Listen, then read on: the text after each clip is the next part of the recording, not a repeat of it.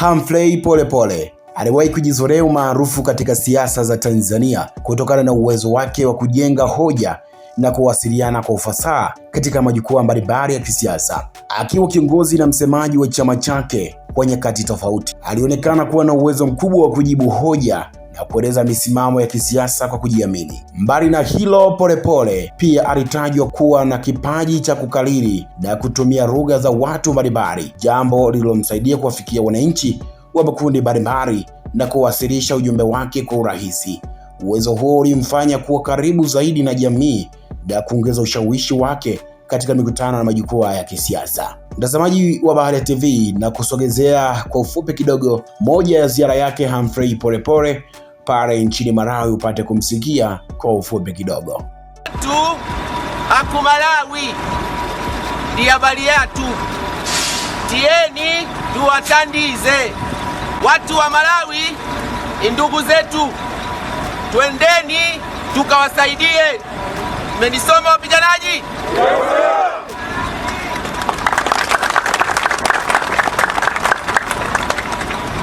The Commander-in-Chief of Tanzania Armed Forces, it has pleased her to send you here in Malawi to do this very patriotic, noble humanitarian duty. Go do it with honor, with honesty and respect for our country. Amiri Jeshi Mkuu wa majeshi ya nchi yetu imempendeza na Watanzania awatume hapa Malawi kufanya jukumu hili la kizalendo na la kiutu kwa ndugu zetu wa Malawi. Mkalitende kwa uaminifu, kwa uadilifu na kwa heshima ya nchi yetu. Hima hima! Hima hima! Haya, anakuambia hima hima, alafu jeshi linaitikia. Unamsikia hivyo Humphrey Polepole kipindi hicho akiwa katika nyasifa mbalimbali ndani ya nchi yetu ya Tanzania na nje pia mipaka ya Tanzania, alipokuwa balozi na mwakilishi katika idara na sekta tofauti. Sasa nipitie jumbe mbili tatu za wasikilizaji na watazamaji wa Baharia TV ambao wanatutazama hivi sasa.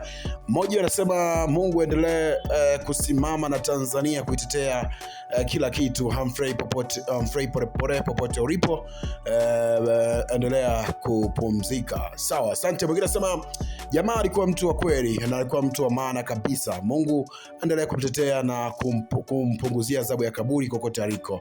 Asante, japo hajajua amefariki ndugu yetu. Sawa, mwingine anasema jamaa alikuwa ni mtu wa maana kabisa, na ndio maana kila serikali ilikuwa inamkubali na kila mtu alikuwa anamwamini kile anachozungumza. Alikuwa anazungumza amenyoka sana. Kukariri lugha za watu ambazo sio za kwako sio jambo jepesi. Asante sana. Naam, cha msingi na cha sekondari, mtazamaji wa Baharia TV, bonyeza neno subscribe kisha alama ya kengele ili uendelee kuwa mwanafamilia wetu.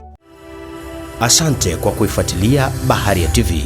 Usisahau kulike, kusubscribe, kucomment na kushare.